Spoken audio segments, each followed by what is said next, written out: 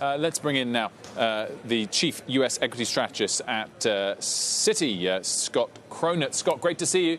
Thanks for joining us. My first question with the moves we've seen over the last couple of months, talk us through your take on where valuations are for the S&P 500 and where sentiment is more broadly towards equities.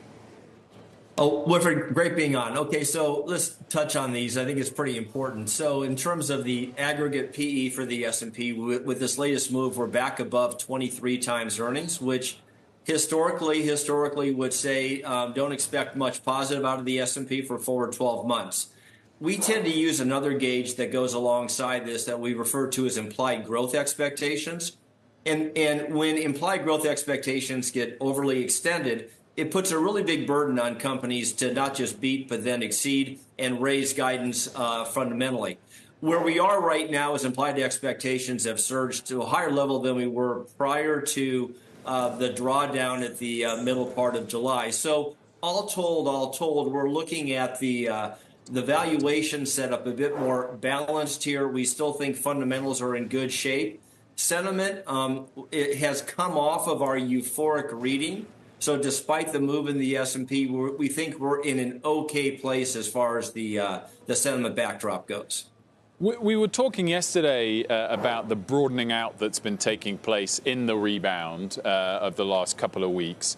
Is that unreservedly a good thing as you look forward from here? Or is there also an argument, I mean, you touched on the broad valuations already, but is there also an argument that now there's not much left that's kind of cheap?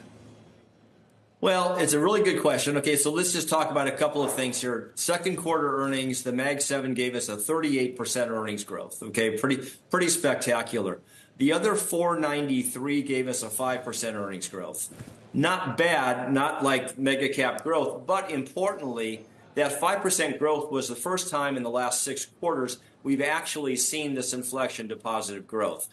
If you play it through to 2025, you begin to see a setup where there's a narrowing of the growth delta in consensus expectations between value versus growth in large cap, but also between small mid cap and large cap from a size perspective. The S&P 500, whether it's the Mag 7 or the other 493, are trading in their top decile of historic valuations.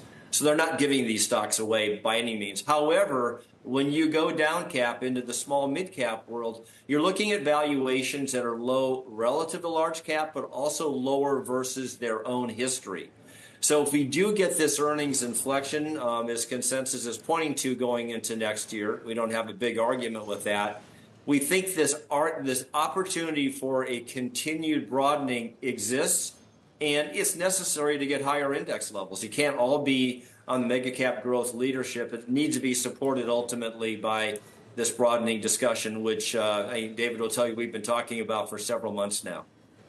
Scott, what do you see as the biggest risk to the rally, to the market right now? Ed Yardeni says it's actually geopolitics, not a recession.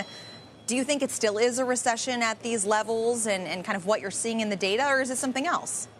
Well, I think it kind of comes back to what I was getting at earlier. You're spot on with this. So if growth expectations are getting fairly extended in terms of what's being priced in, and that's telling you that this conviction around soft landing is in pretty good shape, but then you begin to see continued, what we've been saying is fraying around the edges, then you begin to set yourself up for some fundamental disappointment. Now, I think the big issue or elephant in the room, if you will, is regarding labor, and this has been much discussed.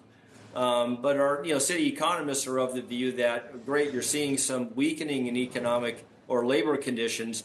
The risk is if they begin to cascade lower, then you have a more onerous spending backdrop unfolding.